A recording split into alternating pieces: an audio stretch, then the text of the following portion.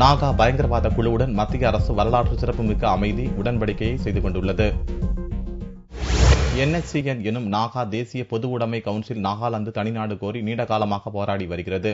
உலகில் நீண்ட நெடுங்காலமாக நடக்கும் கிளர்ச்சி இயக்கமாக கருதப்படும் இப்போராட்டம் இந்திய சுதந்திரம் பெற்ற போதே ஆரம்பித்துவிட்டது. இந்த பயங்கரவாத அமைப்புடன் 1997ஆம் ஆண்டு அமைதி பேச்சுவார்த்தையை துவங்கியது. 18 ஆண்டுகளாக தொடர்ந்த இந்த பேச்சுவார்த்தையின் பலனாக திங்களன்று அமைதி உடன்படிக்கை கையெழுத்தானது. பிரதமர் நரேந்திர மோடியின் 7வது RCR இல்லத்தில் நடந்த நிகழ்ச்சியில் மத்திய அரசும் நாகா பொது உடைமை கவுன்சிலும் பொதுச் செயலாளர் துயன்கலக் முய்வா கையெழுத்திட்டார். நிகழ்ச்சியில் பேசிய பிரதமர் மோடி வடகிழக்கு மாநிலங்கள் உடனான தனது உறவு ஆழமானது என்றார். வரலாற்று சிறப்புமிக்க உடன்படிக்கை உண்டாக நாகா மக்கள் அளித்த ஆதரவுக்கு நன்றி தெரிவிப்பதாகவும் மோடி கூறினார். வன்முறை என்றைக்கும் எந்த பிரச்சனைக்கும் தீர்வாக அமைந்ததில்லை என்ற மோடி 20 ஆண்டாக போர் நிறுத்த ஒப்பந்தத்தை கடைபிடித்த நாகா குழுவிற்கு நன்றி தெரிவித்தார். நாகா தேசிய பொது உடைமை கவுன்சில் பயங்கரவாத அமைப்பின் கப்லாக் பிரிவை சேர்ந்த பயங்கரவாதிகள் கடந்த ஜூன் மாதம் மணிப்பூரில் நடத்திய தாக்குதலில் 18 ராணுவ வீரர்கள் உயிரிழந்தனர் என்பது குறிப்பிடத்தக்கது.